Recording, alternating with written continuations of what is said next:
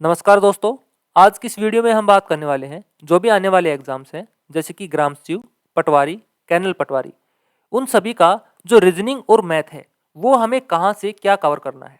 Okay, अगर reasoning की बात करें तो 2021 में जितने भी एचएसएससी ने हमसे एग्जाम्स लिए हैं वो कहाँ से लिए हैं। रीजनिंग आई है एनटीएससी के प्रीवियस ईयर पेपर्स से।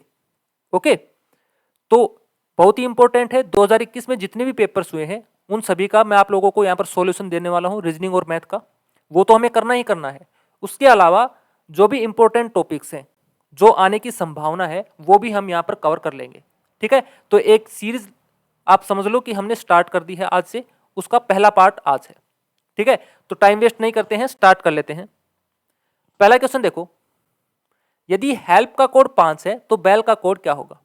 अब देखो, हेल्प को क्या लिखा गया है, 5 लिखा गया है। अब हेल्प को 5 कैसे लिख सकता है। देखो, हमें पता है एच आता है 8 नंबर पे, ई आता है 5 नंबर पे, एल आता है 12 नंबर पे और पी आता है 16 नंबर पे। इन सभी को ऐड कर दो। जब हम ऐड करेंगे 8 और 5 13, 13 और 12 25, 25 16 में ऐड कर दो, 6 और 5 11, 2 3 और 1 4, कितना बन गया 41। लेकिन हमें बनाना तो 5 है। कैसे बनेगा, इसका जो डिजिट सम है ना वो हमें करना है, यानी कि 4 में 1 हम ऐड कर देंगे, ये दोनों आपस में जोड़ देंगे, कितना बन गया 5 बन गया। ऐसे ही हमें निकालना है बेल का। तो बेल का क्या बनेगा, बी आता है 2 पे, ई आता है 5 पे और एल एल आता है 12 पे। एल 2 बार है तो उसका 12 दूनी 24, 24 हम लिख सकते हैं। 5 और 2 7, 7 और 24 कितना बन गया 31 बन गया। लेकिन यहां पर भी हमें क्या करना पड़ेगा, इनका डिजिट सम करना पड़ेगा। 3 + 1 कितना बन गया 4, तो आंसर कितना आ गया ऑप्शन बी, ये वाला। ओके, अगला क्वेश्चन, 24 36 और 40 का लघुत्तम समावर्त्य ज्ञात कीजिए। बिल्कुल सिंपल सा क्वेश्चन है, चलिए बना लेते हैं। 24 36 और 40, दो दो से चला जाएगा, ये 12 पे, ये 18 पे और ये 20 पे, ये 2 से फिर 6 पे 9 पे और 10 पे, और फिर कितने पे जाएगा 2 से ही 3 पे और 5 पे। अब चला जाएगा कितने पे 3 से, 1 पे 3 पे 5 पे, मल्टीप्लाई कर लो। 2 2 4, 4 दूनी 8, 8 तिया 24, 24 पंजा 120 और 12 तिया 27, यानी कि 360। कितना आ गया इसका आंसर 360। ऑप्शन सी क्या होगा राइट आंसर। अगला क्वेश्चन, हितेश की आयु 40 वर्ष और रोनी की आयु 60 वर्ष है। कितने वर्ष पहले दोनों की आयु का अनुपात 3:5 था। ठीक है, बिल्कुल सिंपल है। अब देखो, इसमें ज्यादा दिमाग लगाने की जरूरत है ही नहीं। हमें क्या करना है 3:5 उसका बताना है कि कब था। ठीक है, फिलहाल उनका कितना है, उसकी जो एज है ना वो 40 है, एक की और दूसरे की है 60। ठीक है, अगर हम दोनों में से 10-10 साल घटा देते हैं तो कितना बनता है, 10 साल पहले इसकी एज आती है 30 वर्ष और इसकी आती है 50 वर्ष। इन दोनों को जब हम रेशियो में रखते हैं तो 0 से 0 कैंसिल, कितना बन गया 3:5 बन गया ना। अब देखो कितना एज कम किया 10 साल, यानी कि पिछले 10 साल, जो पिछली 10 साल थी उसमें उनका जो रेशियो था वो कितना था 3:5। ये हमें निकालना था। 10 साल पहले उनका क्या था 3:5 था। अगला क्वेश्चन, यदि सफेद को नीला, नीला को लाल, लाल को पीला, पीला को हरा, हरा को काला, काला को बैंगनी और बैंगनी को नारंगी कहा जाता है तो मानव का रक्त क्या होगा। हमें पता है कि जो मानव का रंग है, सॉरी रक्त है, रक्त का कलर, ब्लड कलर, वो कैसा होता है रेड होता है। लेकिन रेड यानी कि लाल को यहां पर क्या बोला गया है, पीला बोला गया है, येलो बोला गया है। तो इसमें आंसर हम क्या करेंगे ऑप्शन बी पीला। ओके, अगला क्वेश्चन देखो, एक आदमी के पास कुछ मुर्गियां हैं और गायें हैं। यदि सिर की संख्या 48 है और पैरों की संख्या 140 है तो मुर्गियों की संख्या कितनी होगी। ओके, देखो हम मान लेते हैं जो मुर्गी है ना वो कितनी है x है और गाय है वो है कितनी y। ठीक है, उनके जो सिरों की संख्या दे रखी है वो है 48। तो सिर तो दोनों के एक एक होता है, तो हम लिख सकते हैं x + y, यानी कि गाय और मुर्गी दोनों मिलकर कितने हैं 48 है। अब पैरों की संख्या दे रखी है वो दे रखी है 140, तो मुर्गी के कितने पैर होंगे 2, यानी कि 2x प्लस, और गाय के होंगे 4 पैर 4y, किसके बराबर दे रखा है 140 के। ठीक है, ये इक्वेशन फर्स्ट, ये इक्वेशन सेकंड, इक्वल कर लो। अगर इसको 2 से मल्टीप्लाई कर देते हैं तो कितना बनेगा 2x + 2y और बराबर 48 दूनी 96 और नीचे तो 2x प्लस 4y बराबर 140। ठीक है, माइनस माइनस माइनस 2x से 2x कैंसिल यहाँ पर कितना बचेगा माइनस का 2y। ठीक है, और माइनस का 140 से जब 96 घटाएंगे तो 10 से 6 गया 4 और 13 से 9 गया 4 माइनस का, तो y की वैल्यू यहाँ से कितनी आ जाएगी 44/2 यानी कि 22। y हमने क्या माना था गाय, गायों की संख्या कितनी आ गई 22, लेकिन गाय और मुर्गी मिलकर कितनी थी 48, तो मुर्गी निकालनी है 48 माइनस 22 कर दो 6 और 2 26, तो मुर्गियों की संख्या कितनी आ गई 26। ऑप्शन डी क्या होगा राइट आंसर। अगला क्वेश्चन देखो, 100 तक सभी विषम संख्याओं का योगफल क्या है 100 तक। अब देखो 100 तक हमें सभी विषम संख्याओं का क्या निकालना है योगफल निकालना है।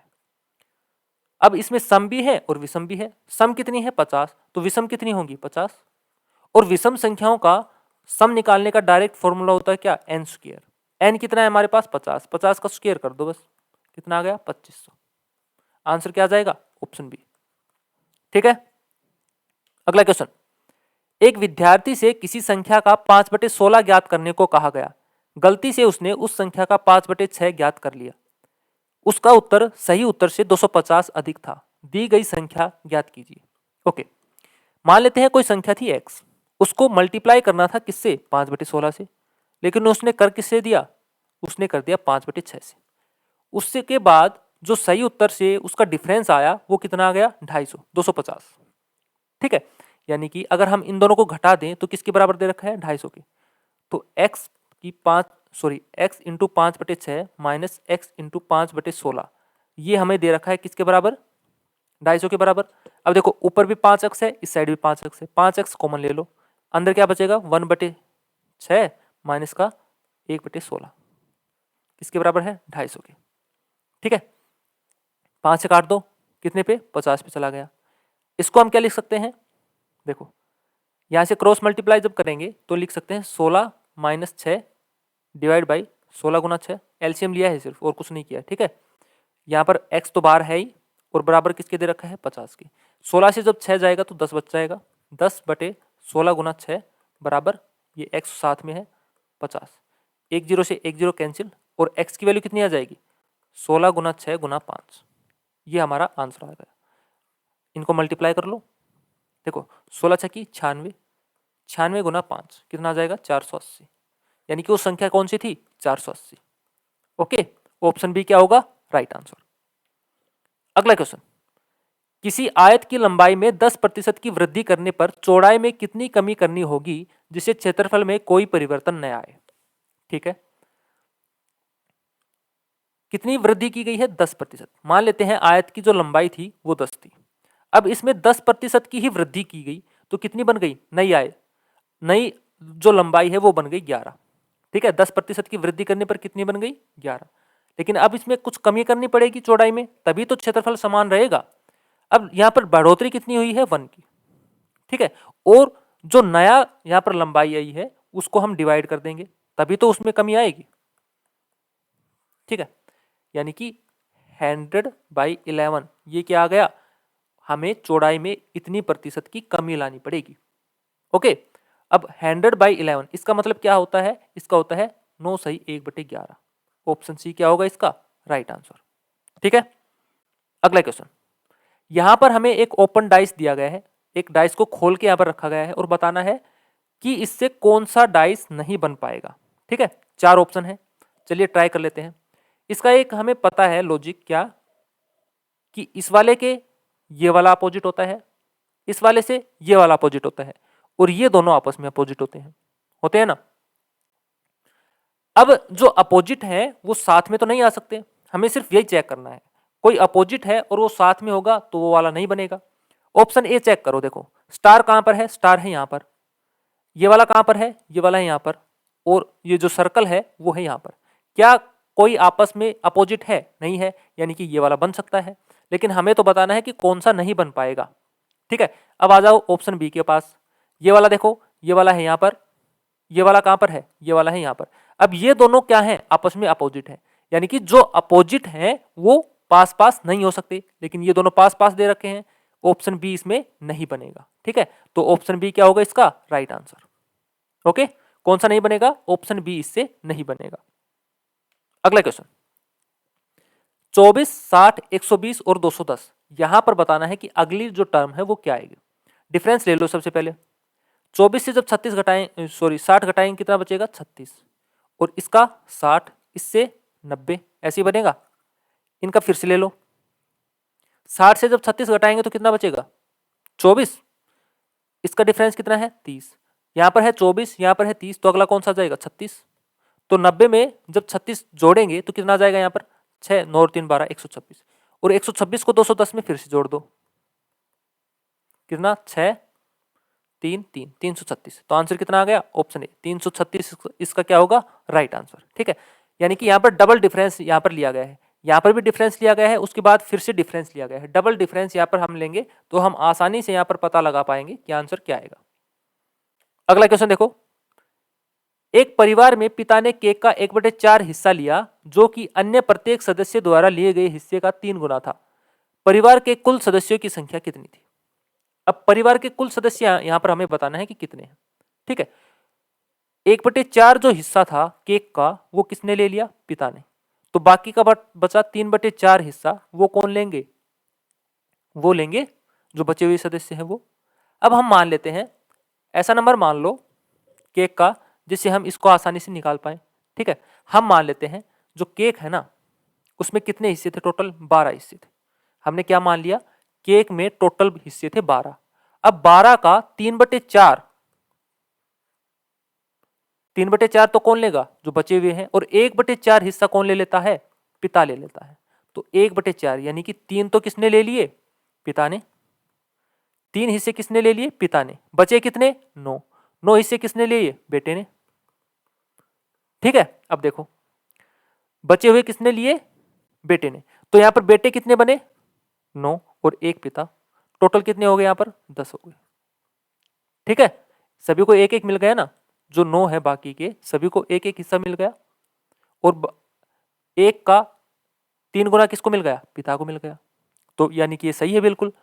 तो हमारे पास टोटल यहाँ पर जो सदस्य है वो कितने होंगे? 10। 9 तो बेटे हो गए और 1 पिता हो गया। टोटल कितने हो गए? 10। ऑप्शन सी क्या होगा इसका राइट आंसर। ठीक है, अगला क्वेश्चन, निम्नलिखित में से कौन सी भिन्न संख्या सबसे छोटी है? ठीक है, अब इसको हम कैसे कर सकते हैं? या तो हम डायरेक्ट इसका डिवाइड करके निकाल सकते हैं, या इसकी भी आप लोगों को अगर ट्रिक चाहिए निकालने की तो आप लोग जो ऊपर आप लोगों को आई बटन दिख रहा है इस पर क्लिक करके आप लोग इसकी ट्रिक देख सकते हैं। ठीक है, ये मैंने ऑलरेडी पहले से बना रखी है। बाकी इसको ज्यादा कुछ करने की जरूरत है नहीं, आप लोग डायरेक्ट इसको डिवाइड करके देख सकते हो। देखो 12 और 13 जो अंश और हर है उसका डिफरेंस कितना है? 1 है। यहाँ पर ऑप्शन डी में इनका भी अंश और हर का जो डिफरेंस है वो है 1। यानी कि ये वाला तो होगा सबसे बड़ा। क्यों होगा? क्योंकि वैसे भी बड़ा है 25 और बटे 26, तो 1 का ही डिफरेंस है। तो ये वाला क्या हो गया? सबसे बड़ा हो गया। हमें सबसे छोटा निकालना है। ऑप्शन बी और ऑप्शन सी में हमारे पास कोई छोटा होगा। डिवाइड करके देख लो, जब बी को डिवाइड करते हैं तो कितने में जाएगा? पॉइंट लगा लेते हैं, पॉइंट, और कितने पे चला जाएगा? ये 7 पे। 7 पे करके देखो, 19 7 कितना होता है? 9 7 63, 6 और 7 और 6 13, 133। 7 पे चला गया, और यहाँ पर कितना बच गया? 7। कितने में चला गया? लगभग 0.73 के आसपास आ गया ये वाला करके देख लो, 17/21, 0 तो लगेगा, पॉइंट कितने पे चला जाएगा? 21 को जब हम 8 से करते हैं तो 8 एकम 8, 8 दूनी 16, 168 के आसपास, यानी कि ये 8 के आसपास जा रहा है। तो सबसे छोटा कौन सा बना है? ये वाला बना है। ये 7 पे था, ये 8 पे आ गया। तो ऑप्शन बी क्या होगा इसका राइट आंसर, यानी कि 14/9, सॉरी 14/19 जो संख्या है वो सबसे छोटी होगी। ठीक है, ऑप्शन बी क्या होगा राइट आंसर। अगला क्वेश्चन देखो, निम्नलिखित में से इस संख्या में क्या जोड़ा जाए जिससे वह 9 से भाज्य बन जाए? अब 9 की एक प्रॉपर्टी होती है, क्या होती है कि उनका जो डिजिट सम है ना वो 9 होना चाहिए, 9 या 9 का मल्टीपल। ठीक है, इसको चेक कर लेते हैं। 5 और 1 6, 6 और 2 8, 8 और 3 11, 11 और 4 15, 15 बना है। क्या 15 9 से डिविजिबल है? नहीं है। 15 में हमें एक ऐसी संख्या जोड़नी है जिससे ये डिविजिबल बन जाए 9 से। तो हम इसमें कितना जोड़ सकते हैं? 3। देखो 15 और 3 18, 18 9 से हम डिवाइड कर पाएंगे। ठीक है, तो इसमें कौन सी संख्या जोड़नी पड़ेगी? 3 जोड़नी पड़ेगी। ऑप्शन ए, यही हमारा आंसर होगा। ठीक है, तो ये कुछ मैंने क्वेश्चंस रखे थे।